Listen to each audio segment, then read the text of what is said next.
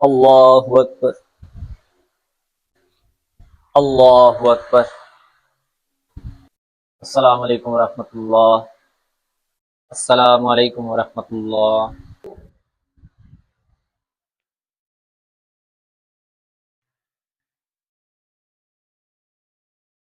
بھائی جان کی گل ہے، کوئی قبولیت کا میسج آیا؟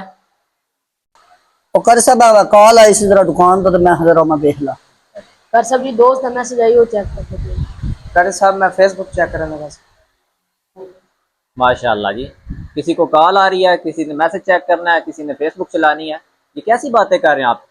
اس کا مطلب ہے آپ لوگ نماز میں نہیں تھے، آپ کی ساری توجہ تو موبائل میں تھی۔ نماز مکمل ہوتی گئی ہے، ابھی سلام پھیرا نہیں مکمل اور فوراً سے موبائل نکالا اور جناب شروع ہو گئے ہیں۔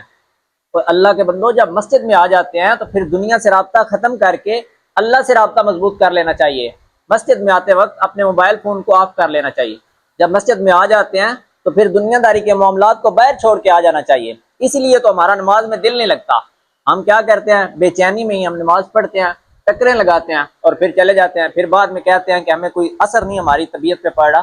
طبیعت پہ اثر تب بھی نماز کا پڑے گا اور اس کا فائدہ اور اس کا فیض تب بھی ملے گا جب ہم خشوع و خضوع کے ساتھ، عاجزی اور انکساری کے ساتھ صرف اللہ رب العزت کے آگے جھک جائیں گے، اپنے دماغ سے یہ دنیا داری نکال دیں گے۔ اس لیے آئندہ کے بعد جب بھی مسجد میں آؤ اپنا موبائل فون یا تو گھر رکھ کے آؤ یا شاپ پہ رکھ کے آؤ، اگر ساتھ لے بھی آئے ہیں تو کم از کم مسجد میں داخل ہوتے وقت اس کو آف کر لیا کرو۔